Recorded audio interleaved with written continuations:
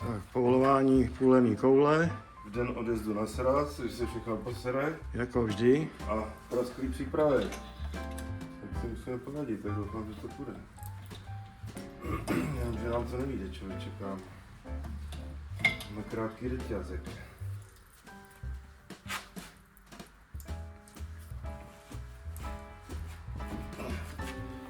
Tak co prvne? Jo, tak to nevím. Až to málo dotažený asi ve svědáku.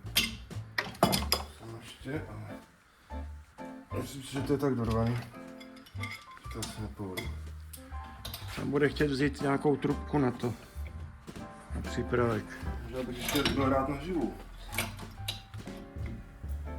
Už to povolí všechno. Počkej, to zkusím. No přehodím ho nějak. Ne. Já jsem dal šroubek ještě.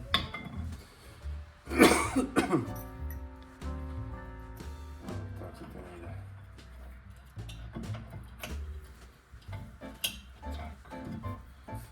Tak nezlob a pojď.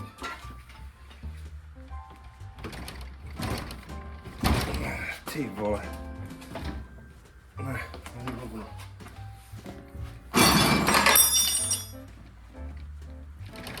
Ne, nepovolím. No?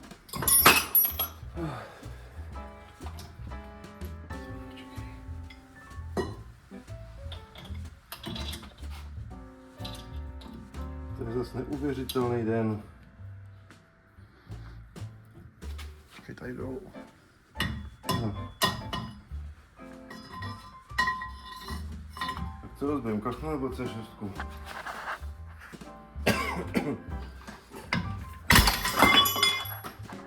Tak rozbijím řetízek.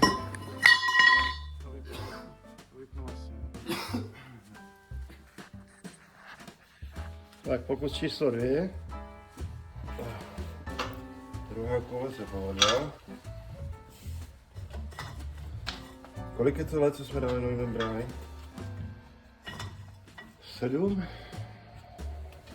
7 let vydržela membrána, no.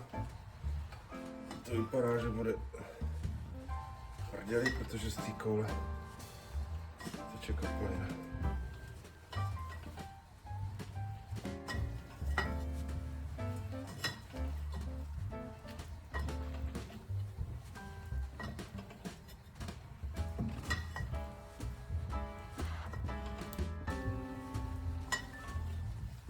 Dobrý díl.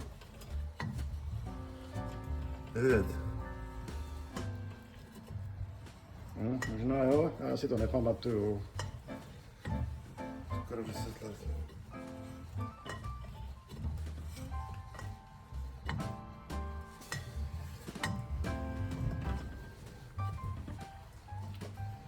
Jsem bydlel v Hradci, ne? Hej, 12. to už bude bez toho. To je 12. Tak. Jo.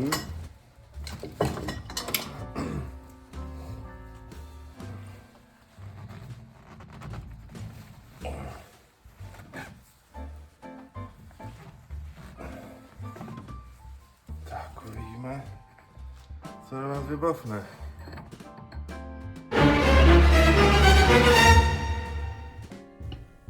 Aha. Tohle je ještě ta první, co se dělají ty černý. Teď už se dělají. Tohle není nová membrána, co jsme dávali, ale to je původní, originál. Originál koule. Membrána. No, membrána. Takže kvůli tomuhle se vlastně dostala kapalina přes tlumič na hrokventilku do prostoru, kde má být dusík. A tím pádem se naplnila kapalinou a auto nehoupalo.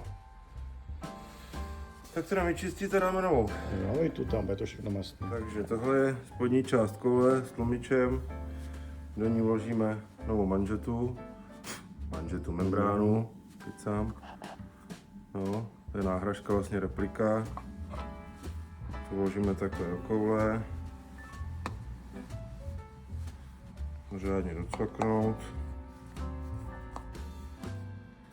No. Teď ti otočím. A ono to vypadne. Snad ne. Ne, nevypadne.